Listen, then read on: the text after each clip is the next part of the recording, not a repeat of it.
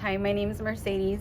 I was in Teen Challenge in 2011. I didn't come from like a typical structured home, just like many of us that show up here. When I got here at Teen Challenge, we ate together, we prayed together, we read the word together, we were corrected.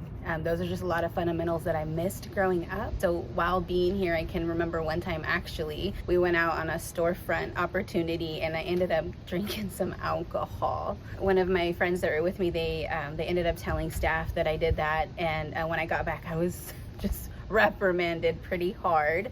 But if I was out in the world and where I was before, I probably would have just been drank with and encouraged to do more. When I got back, I was reprimanded and I got to be corrected, and it was a humbling experience. I wouldn't have got that where I was and where I came from. Breakthrough for me is finding what stability looks like outside of drugs and alcohol. It's finding what life looks like a family.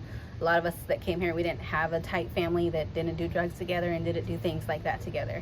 So when you can come here and you can learn to sit, to eat, to clean, to sleep at a normal time and just kind of get this whole schedule, you can take that outside of Teen Challenge when you graduate. And on top of that, like I got to actually have a real relationship with God and not just like a little necklace or something. He's more than a necklace and a chain. Like he's a real person in your life, and you can talk to him and be with him. So a scripture that comes to mind is, I don't know the address, but it's that God disciplines those he loves and he corrects us. And while I was in Teen Challenge and probably out in the world, like I didn't really appreciate that. And I'd be lying if I tell you that I appreciate being corrected and disciplined now.